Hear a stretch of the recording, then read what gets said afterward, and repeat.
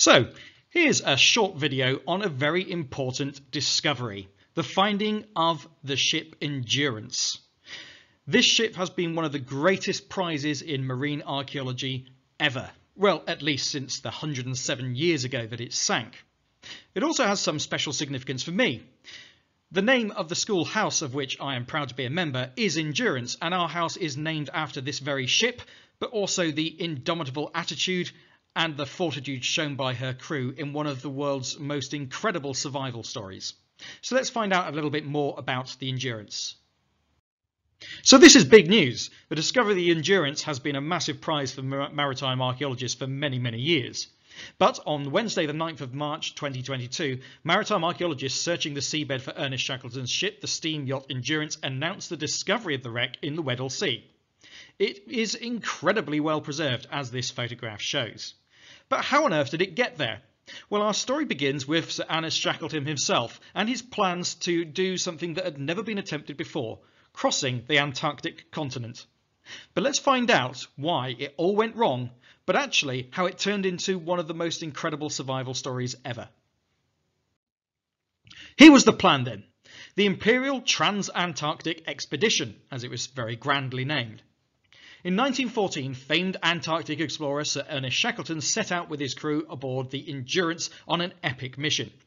In 1912, Robert Falcon Scott had died whilst trying to lead the first expedition to the South Pole. They had reached the pole only to find that Norwegian Roald Amundsen had got there first, and it was on the return journey that they ran out of food and sadly died.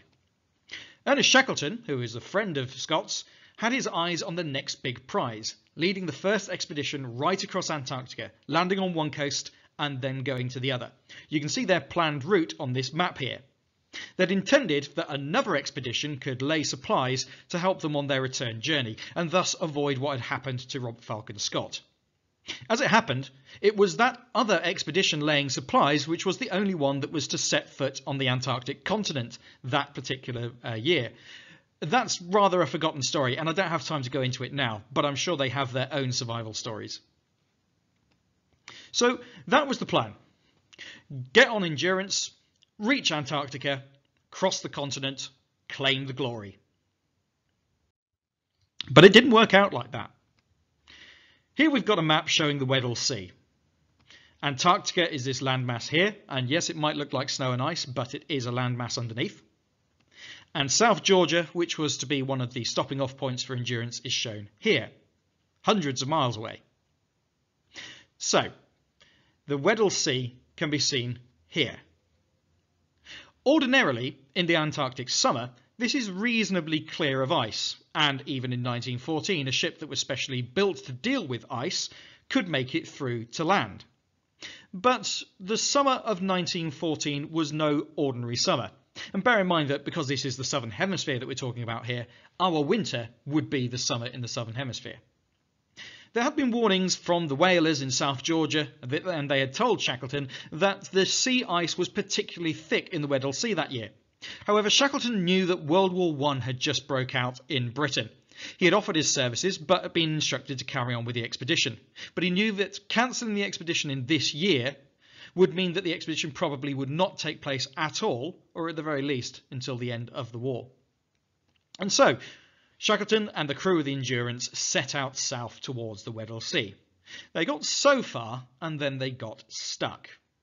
Just one note here, the arrows that I'm going to put on this particular map are approximations only. They're designed to give you a basic idea of where these events happened and not the actual events. I'm afraid I haven't got the time to plot things quite as accurately as that. I'm sure you'll forgive me. So as they began to encounter thicker and thicker ice floes, the Endurance began to slow down, and then it stopped and would try and make its way to certain gaps until eventually the ice closed around it and it was completely and utterly stranded. Incredibly, the expedition photographer, a man called Frank Hurley, was able to take lots of photographs, and some of these survived. So these are all genuine images of the actual Endurance as it was, still with its sails rigged, waiting for the ice to break up.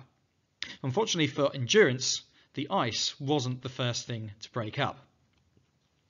Trapped as they were, they spent months floating around in the ice gradually. Now, when I say they were floating around in the ice is very mobile. Sea currents carry it around and around and around. So they were at the mercy of the motion of the ice rather than working under their own steam and under sail at this point. Eventually, though, the pressure of the ice built on Endurance's hull, buckling it, crushing it, until finally Endurance sank in 1915. All of the crew had got off. They'd taken what supplies they could, and you can see some of the dogs in the foreground there, but they now knew that their chances of survival were incredibly remote.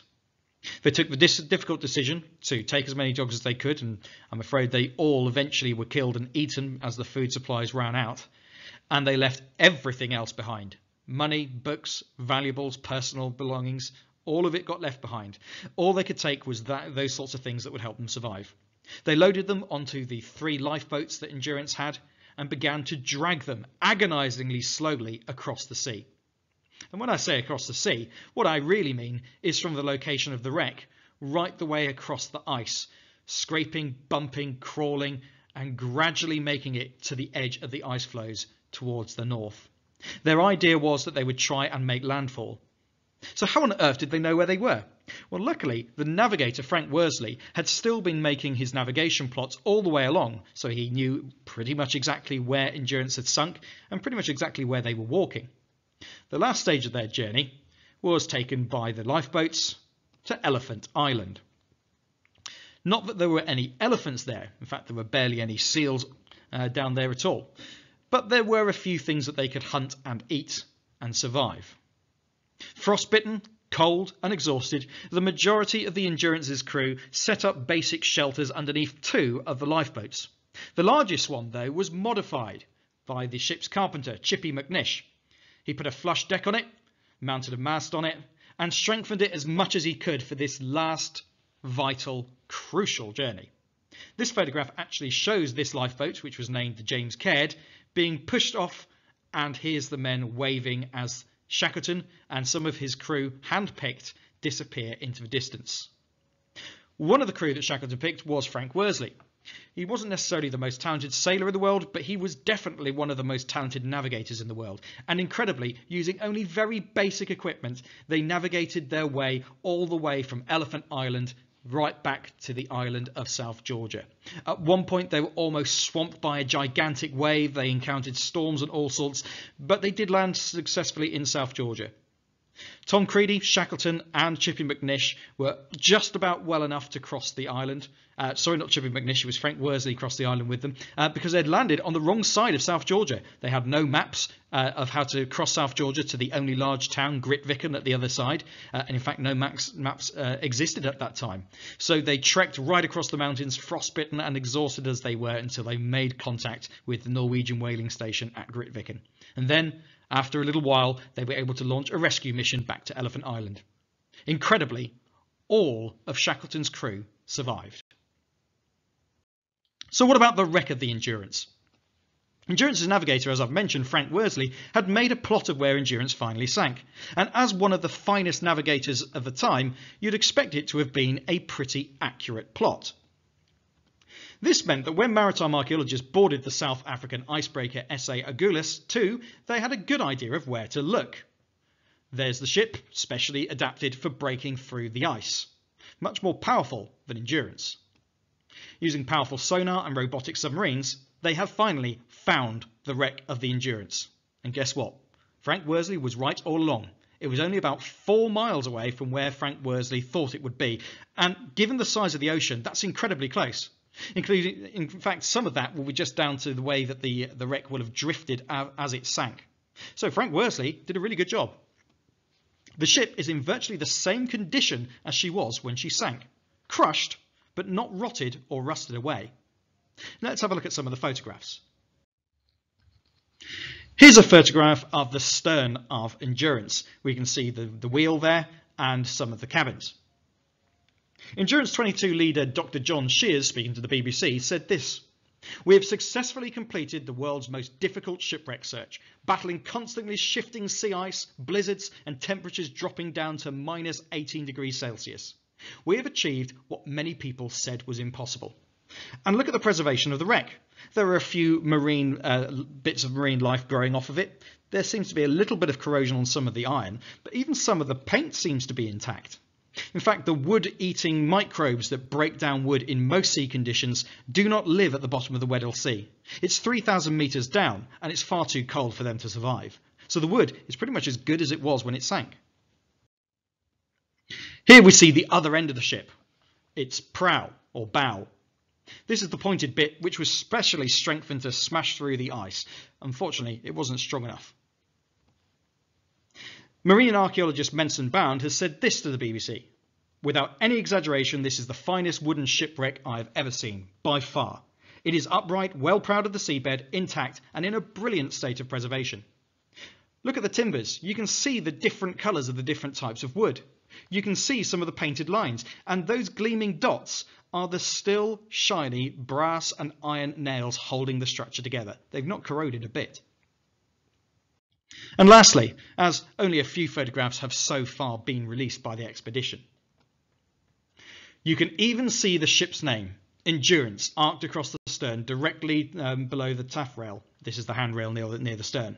And beneath, as bold as brass, is Polaris, the five-pointed star after which the ship was originally named. That's from marine archaeologist Menson Bound, again speaking to the BBC.